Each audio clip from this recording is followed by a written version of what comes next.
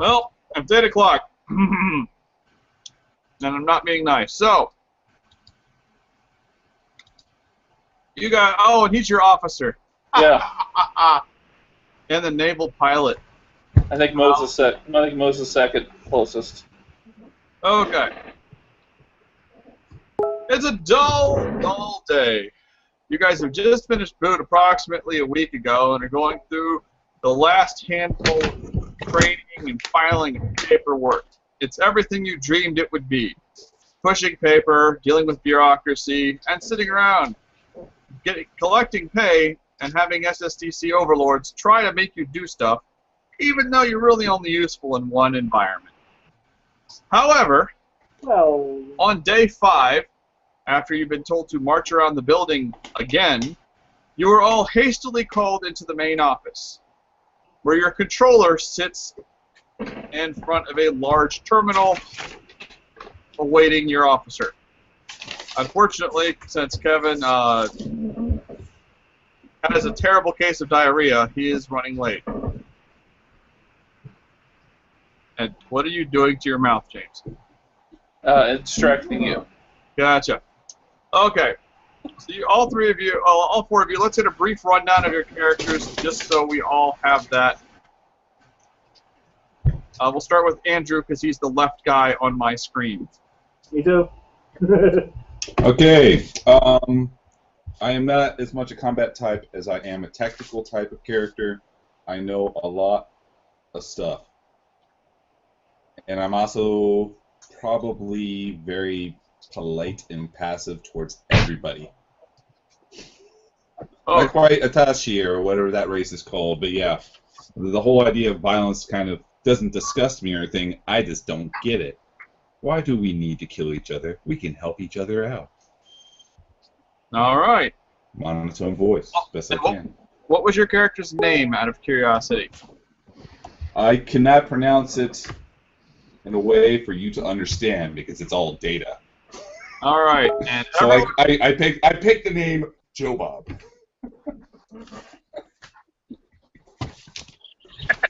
Joe Bob. I gotta go pick up a prescription.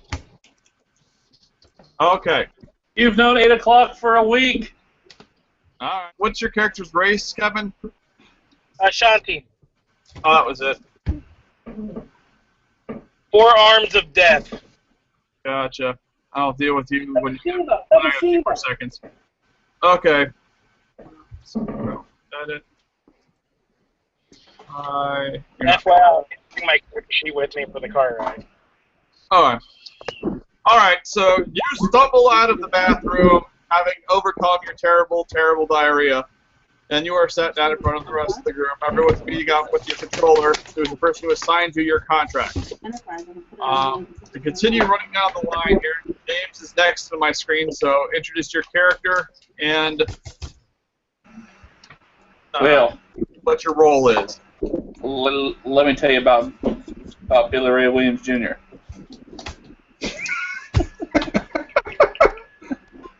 Billy Ray Williams Jr. I guess if you're not smart enough to handle all that, you can just call him Blackberry. Nobody call him that. Has nothing to do Blackberry? That's your name to me right now. Blackberry. Blackberry. Berry. Blackberry. Even better. Ooh, Blackberry. No. If you get fire around me, I will kill you. You understand me? All right. Goddamn SSDC wouldn't let me bring my slaves on board. Now I gotta do all the work myself. The sad thing is, the only reason they didn't bring them is because they don't want to pay for transporting them. They don't really have a problem with you owning the slaves at all. Next on the list I've got is, well, Kevin. Your Shante has popped up, so you're the plucky officer in charge of the crew. And since I can't hear you, we're going to move on to Moze. Moze. Hi. I'm playing Luan Tai. I couldn't think of a name, so I picked something that sounded like it might be Asian, but actually is just made up since, aliens. he is an Iridani sword saint or samurai guy. Likes to chop people up. Lost an eye in whoa, the hell's that? Lost an eye in a sword duel. Doesn't mind dueling some more though, because that's his thing. Oh, also law degree. Sword Saint lawyer. Next we have Nick playing the generic human.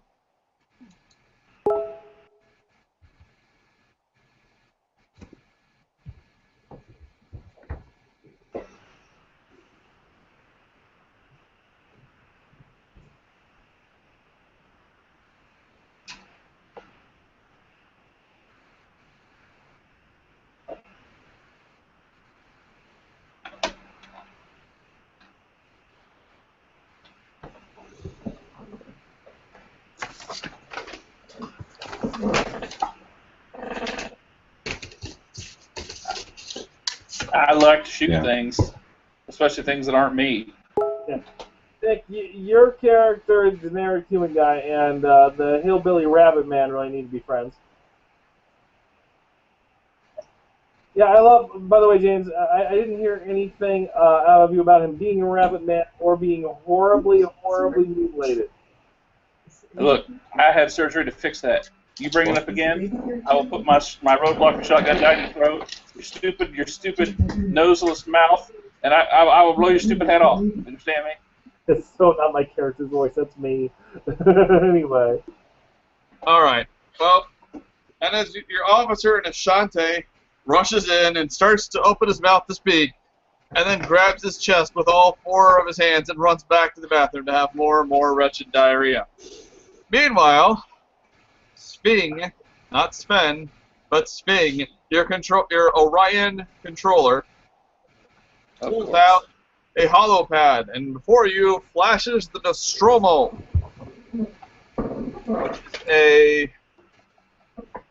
which is this, which is a Leviathan-class exploration vessel, as you can see in the screen in front of you. Except for there isn't a picture of a rabbit in the middle of it, or a sword, or fry. It's a sword. Vessel. Bad Nuclear vessel. No. Sword. 40 missile. Alright. So Ryan Santa. Okay, now here's what we got going on. We have got this here ship, and it is totally loaded down. We have lost all contact with the crew, and most of the passengers have used the escape pods. So, if you guys can take over the ship under maritime salvage rules, we will have possession of the vessel. SSDC will. You guys couldn't do anything with it anyway, and you will get a huge bonus. So we just want you to go there and land on the ship and make sure that there are no crew surviving. Now, passengers are fine, but if there are any crew survivors, they would be able to claim salvage rights before you would. But, you know, I'm telling you not to kill them or anything, because that would be bad. That sounds terrible. Yes. Okay. What is the complement of the crew? Are they Fotts or are they the humans? What are they? Well, the ship's normal crew was approximately 1,500. However, it was on a limited travel run testing out their new automation system. Additionally, most of the crew that was on board has escaped using escape pods. There are approximately 40 unaccounted for crew members, and there was a limited number of passengers, but they were not officially listed in any manifests, so we don't know the actual number. However, we can estimate that number to be small. Have we received any record of any survivors putting in reports of reason why ship was in danger? Well, yes. There apparently was some sort of scary monster killing everyone. But, you know, it could have been anything. If we kill all it, the reports did mention the scary monster killing everyone. If we kill it, can I stuff it? Yes, I'm sure you trained Battlelords can easily deal with whatever minor alien threat is on this ship. I'm sure it will not be of any threat to you whatsoever. I hope it tastes like pig equivalent.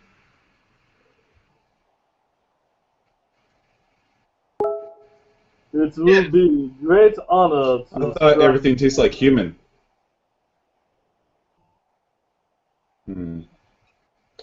taste like terrestrial I'm not a chicken. character right now, but probably. Query, what is equipment of crew? What sort of weapons would they have if combat is inevitable? The Leviathan class exploration vessel has a very minimal complement of weaponry. It is designed to do high-level reviews of planets, and this ship itself had been modified to function more or less as a passenger liner / cargo ship rather than a full exploration vessel. They had very light small arms, M18Ls, a few laser pistols, some shotguns, and some other light suppression weapons, but nothing of any consequence. I see.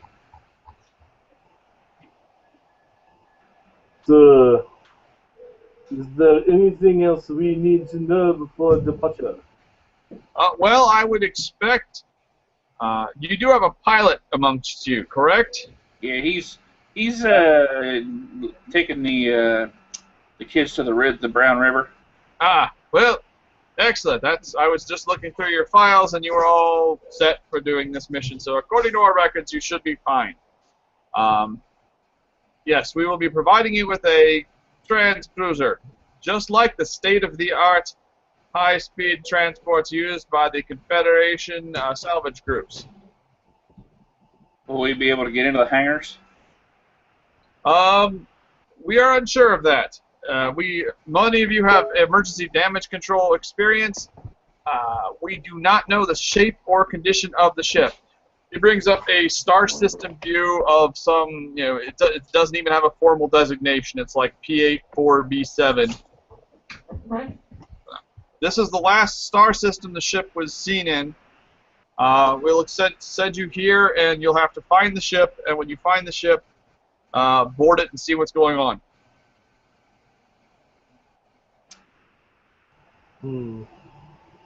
Sure would be nice enough if we could get in the hangars, but I guess we'll have to make a hole if we can't. Well, make an emergency damage control check, James. Actually, anyone who's got EDC as a skill can make a level 1 check. I don't do no jury rigging or that stuff. I fix it right.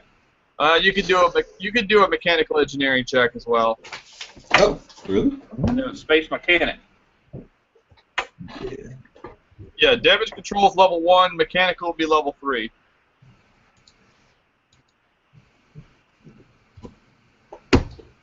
Yeah, D100, you take whatever your base is and subtract 30, and that's what you got to roll under.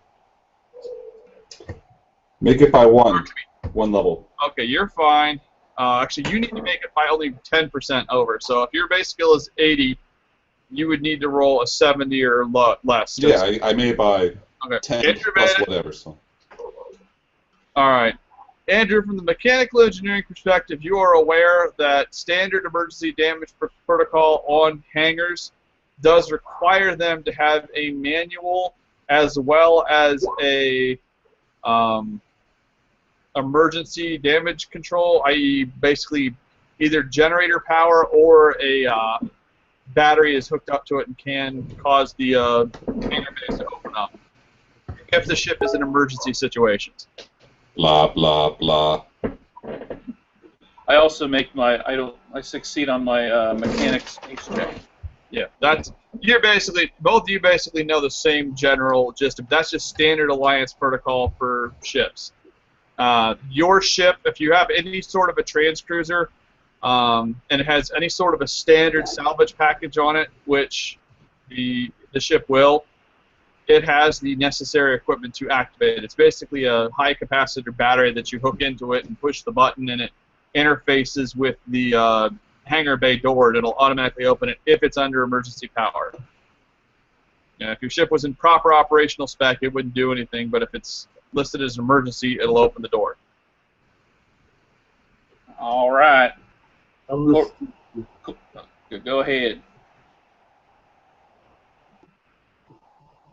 So it looks to me like there's according to this schematic, that like there's hangar bay 1 must probably going to be the open one.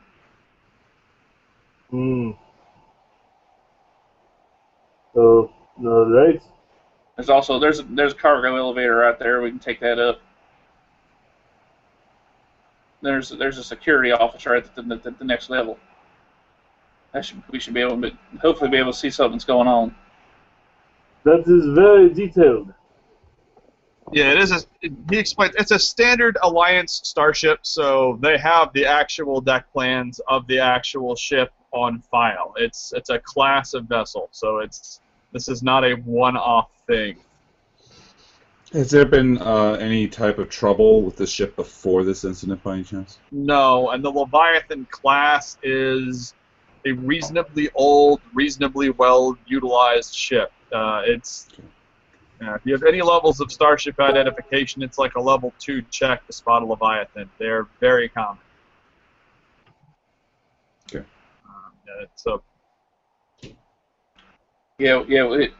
Worst comes to worst, if we get into one of them hangars when nothing's working, we can take one of the null gravity corridors all the way to the front. I think we can get to the control center that way. Yep, that's what it looks like.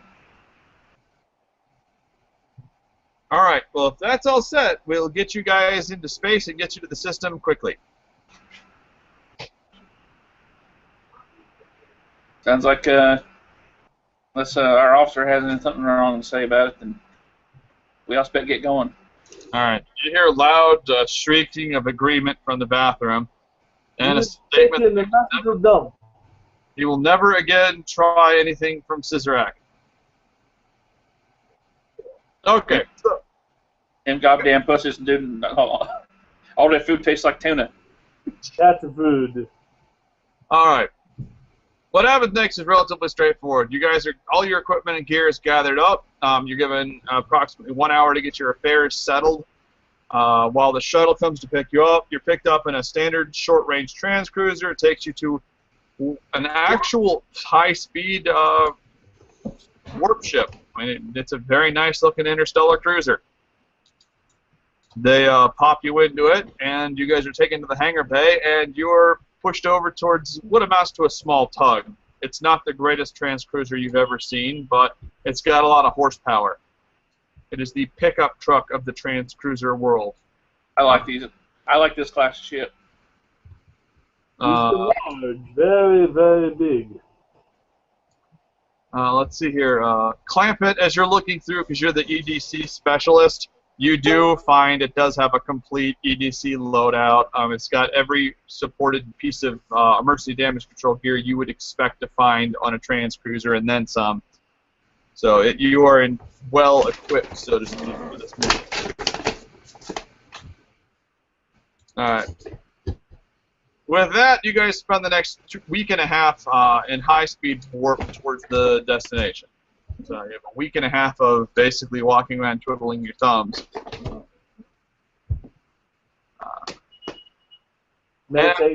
I study my party members as nonchalantly as I can. Which probably means staring right in your face while you do stuff. Except for maybe the Fott. Maybe I won't do that to the Fott. Who's really, like, verbally flamboyant out of our party? I'm assuming you, James. Fott? Yeah, I'm constantly spitting out chewing tobacco juice in a bottle. I ask you the purpose of the juice going into the bottle. Probably by the end of like the third day, there's probably like half a dozen bottles randomly placed throughout the ship. That would intrigue me even more. What is the purpose? Now listen, if you swallow this stuff, it's really, really bad for you. It also tastes horrible. Usually those bottles back into, like the recycling to be filtered. When he's not looking. Yeah, I'm supposed to. I'm specifically not putting them away where they're supposed to be. Ugh. Every so often, one of the crew members finds them, glowers at you, picks them up, and drops them into a reclaimer chute. But you are winning the battle, or winning the war, not the battle. Finally, after you guys have been at work for about a week and a half, you drop out into a star system. It is the correct system. We just dropped out of the warps. The captain happily points you to your ship and explains that you need to get the fuzzy bunny rabbit off his pristine ship.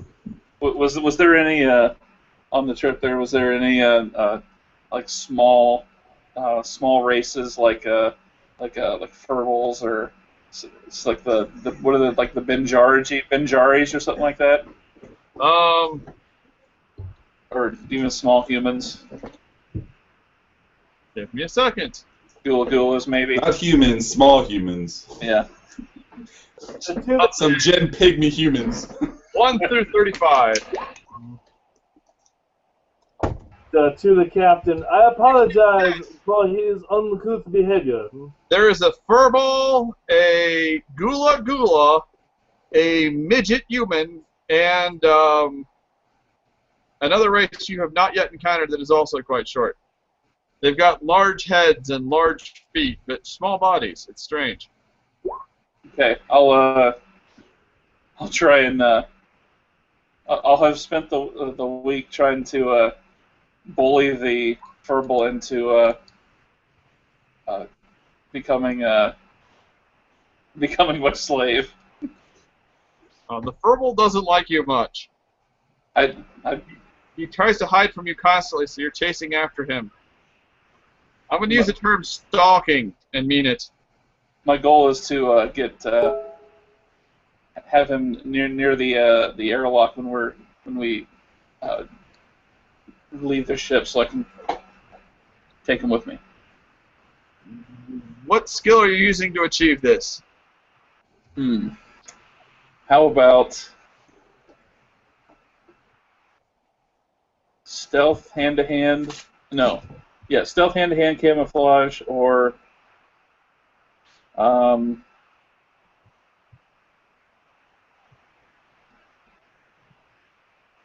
if I can. Oh, okay, better. Okay, so hey there, cyborg computer guy.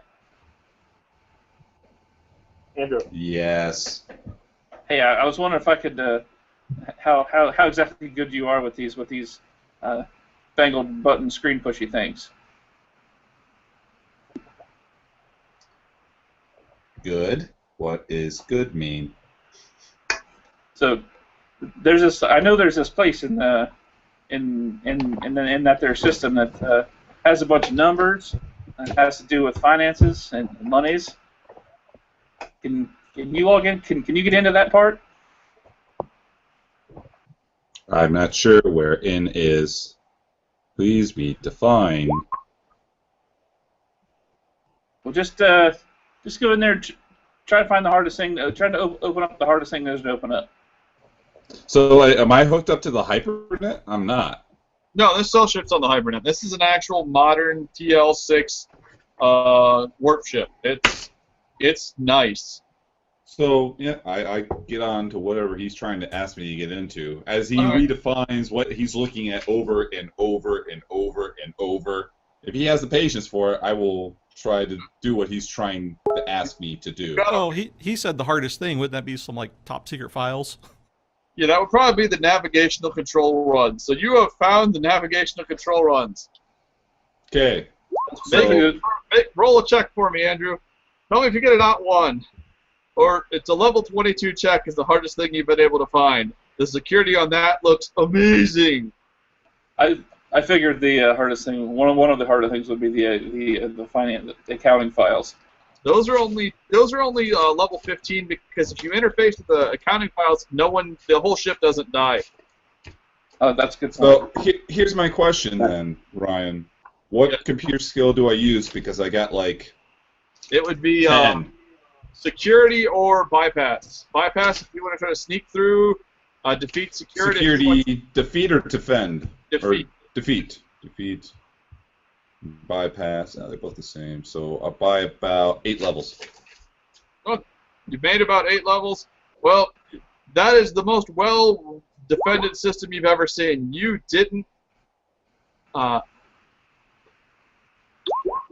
Yes, it's a level 22 check. Oh, can't see the chat.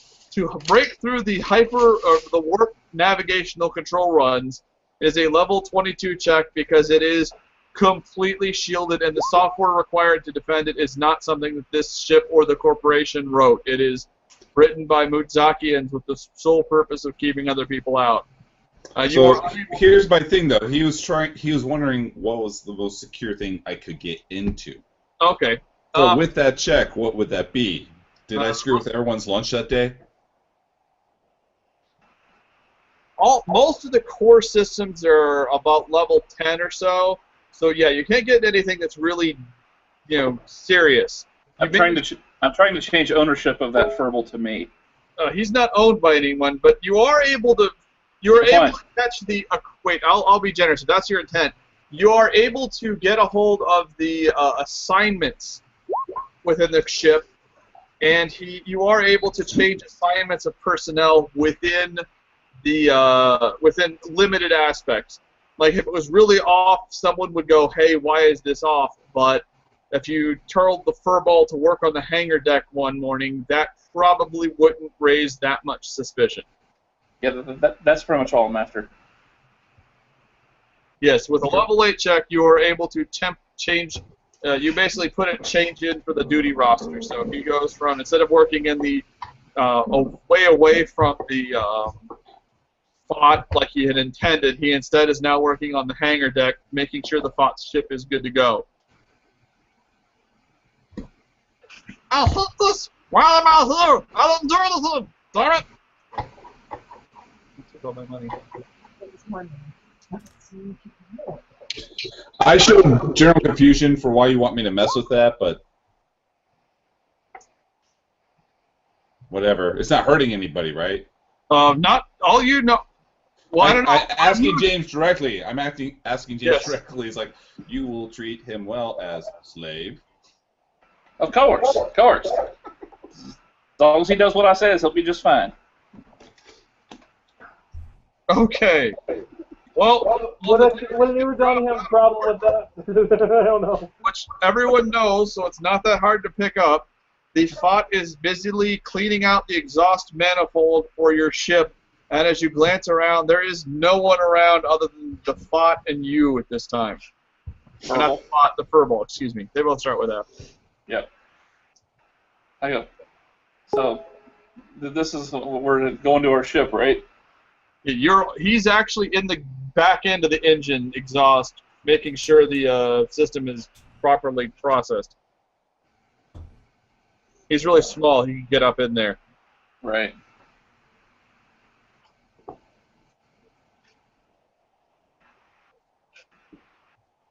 He's singing some furball song. All right.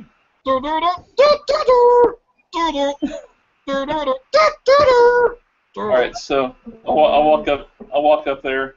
I'll have a bottle of spit juice in my hand, and in my other hand I have some of my shine. His cute little nose crinkles up, and he turns around and goes, "Oh, it's you!" Hey, listen, man. I've been giving you a hard time this whole time. I just want to say, no hard feelings, and I hand him the shine. But I said, "Here, have a drink." Here. I know you don't trust me. I'll take some first. I drink some shine, give it back to him, and hand it. He glances at it. Make a persuasion check to see if he believes you or not. Fair enough. Fair enough. Plus, he also hates you. So. Oh yeah, I understand that. Ooh, that'll be an easy roll for me. Let's see. Failed by 20. Okay. Yeah. Well, let's see here. How generous do I want to be? All right, I'll give you a plus 21 in his check. He likes moonshine. So you actually succeed by 1%. Okay. Oh, I do like me some of the shine. He grabs the bottle and goes, gloop, gloop, gloop, gloop, gloop. And as he pulls the bottle from his the shine flask from his mouth, I throw the spit jar contents in his eyes, and then grab him and drag him into the ship. Run, run, run, run, run. All right, so you throw the purple into the equipment locker. It burns. Then, of course, the chaw would do damage to the retinas, I'm sure. That will end terribly for you later, but there you go. So Yep. the fur ball is now in the trunk of your stuff on the ship. Everyone else wanders out and gets on. The dock officer apologizes. The person who was supposed to be overseeing the final manifold maintenance on your ship was late, so they have him come over, and he explains that it was in green light conditions, so you were good. He kind of eyes you and the human, trying to figure out which one of you two actually fixed it without telling anyone. And at that point, you guys are launched off the ship. And as soon as you guys get off the ship, the warp-capable vessel turns and blasts off into warp. All right. You have the feeling that the officer was informed of stuff that you weren't. However, he's still in the head. So I'll go back to my little captive and hold his face up to the portal and say, "Look, all your help's gone. You're mine now." Any of us hear this? Make a listen check. Minus 30, because I assume that the Fott is an evil bastard. Yeah, the door was closed. The door is closed. Oh, good. Yeah, it was pretty good. Let me see here. My listen number, or hearing, is plus 20. I just realized I don't know how to calculate that. But, yeah, I think I heard if I've got You got plus 20 to 30.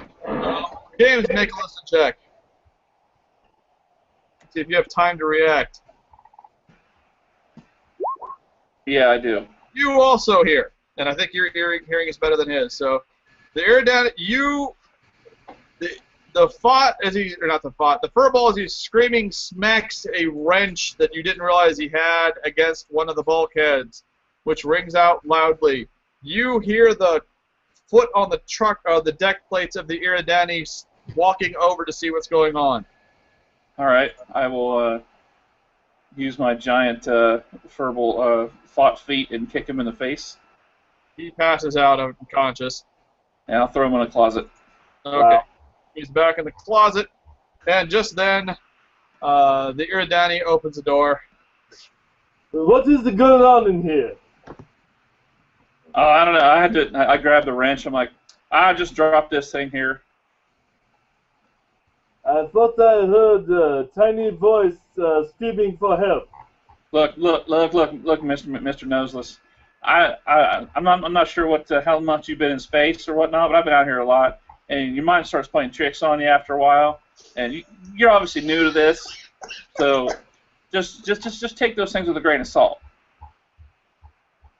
You insult me, sir. No, I'm not insulting you. I'm just saying you're new at this. I am not. Well, we haven't had much time to talk. No, I'll try and walk by him. Do you keep him in the room? Coming out of his quarters, huh? You keep him in the room or not, Iridani?